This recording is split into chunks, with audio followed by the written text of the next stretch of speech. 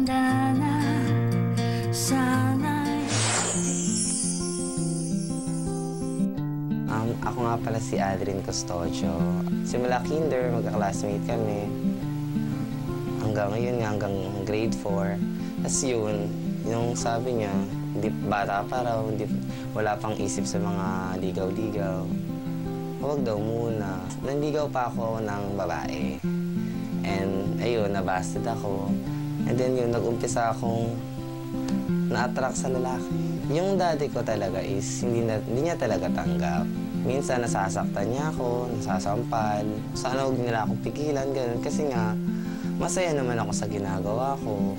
Ay naayos ko naman yung sarili ko na kahit bakla ako, nag-aaral naman ako mabuti.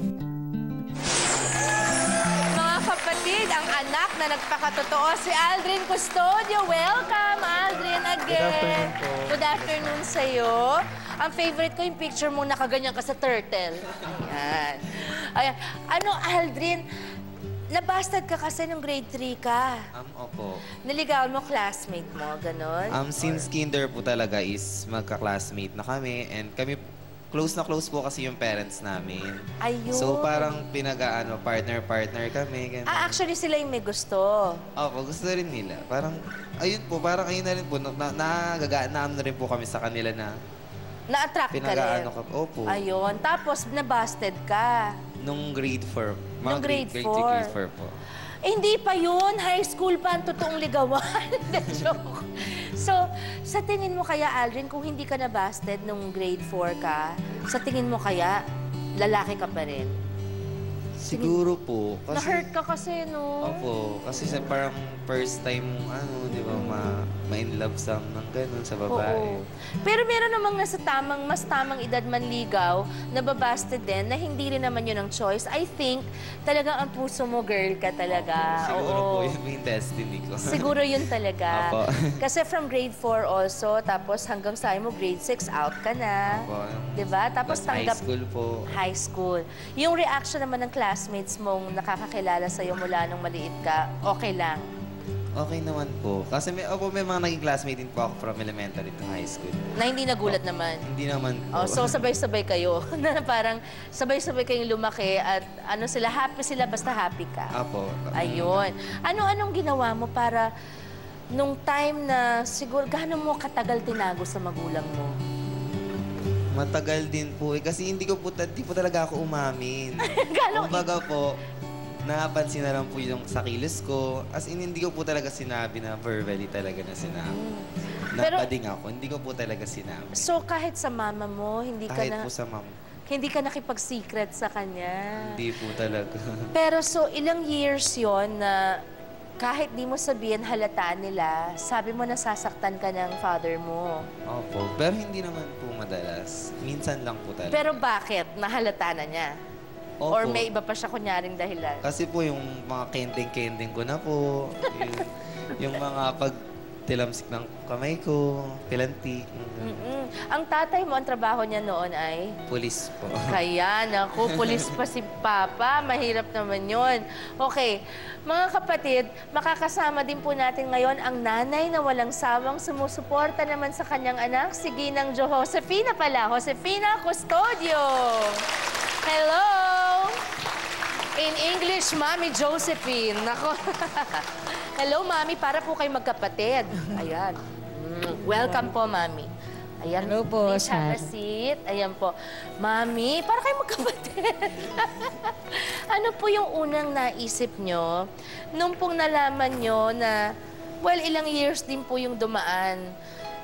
Sabi niya, hindi po daw siya nakapagtapat sa inyo. Pero alam po ng nanay yun eh, no? Opo, totoo po yan siya. Oh, so, ano po ang nasa isip nyo nung nafe-feel nyo na dinideny nyo pa ba sa sarili nyo? Nung una, kasi, siyempre hindi mo na matatanggap na ganun siya. Kasi, lalaki siya nang isilang mo eh. nung lumalaki, sabi ko, bakit nagpo-posing-posing yata yung anak ko? Sabi Ilan ko, taon po siya nun, Mami, nag-start? siya nung, mga grade 3. Elementary Grade na school, siya. nagpo-posing-posing. Pag kinukuha siya ng picture, nakapost, sabi ko, bakit nagpo-posing ka, anak? Sabi ko, Paano niyo po parang medyo hinihimasmasan ang tatay ni Aldrin pagka po umiinit ang ulo? Ang sabi ko na lang po sa kanya, sa nakikita naman natin na masaya siya, tsaka baka dyan naman siya maging successful sa pagiging ganyan niya, hayaan na lang natin, supportahan na lang natin. Tsaka matino naman po, hindi nagda-drugs, hindi po. Ayun naman. May anak po kayong babae, Mami? Nag-isa lang po. Isa. At least dalawa na sila ngayon. Dalawa na po sila ngayon. Sa inyong mga twilight years, hindi ba ganon? Ikaw mag-aalaga kay Mama? Opo. Ayun Opo naman. Laging maganda damit mo, Mama. At saka sasabihin ni Aldrin sa'yo kung ang suot mo di na uso. Kung ano po yung bagay, yun po Kung yung anong bagay. Kaya gusto ko pakasalan to si Tita Fanny eh. Kaya lang parang lola ko na ang pangit naman. Ganon. Okay, kumusta naman ang relasyon ngayon ni Aldrin sa kanyang ama? Nag-improve ba, Aldrin? Opo naman. Medyo parang konting natatanggap niya na rin po kahit pa paano. So ngayon, parang ngayon makikita na niya talaga dahil inamin mo na sa TV. Dahil never niyo pinag-usapan ni Mami, lalo naman siguro niyo ni Daddy. Kaya ngayon alam na niya. Eto, Aldrin, kung makakausap mo ngayon ng iyong ama, ito ng chance mo. Dito tayo tumingin, anong gusto mong sabihin sa kanya? Ayun, Daddy. Sana matanggap mo na kung ano ako at kung sino ako para ayun, maging masaya yung pamilya natin. Kasi gagawin ko naman lahat ng paraan para maging maganda ang buhay natin at maging makumpleto ang ating pamilya. At maging maganda. Hindi lamang ang buhay ang gaganda, Daddy, kundi pati inyong bahay. Hindi ba? Napakabait naman ng inyong anak. Tignan nyo naman. Oh, good naman siya. Good boy. Good girl. Okay. May gusto ring sabihin ng iyong ama sa'yo. Alam mo ba yon? Na si Zaldi. Eto, panoorin natin to, Aldrin.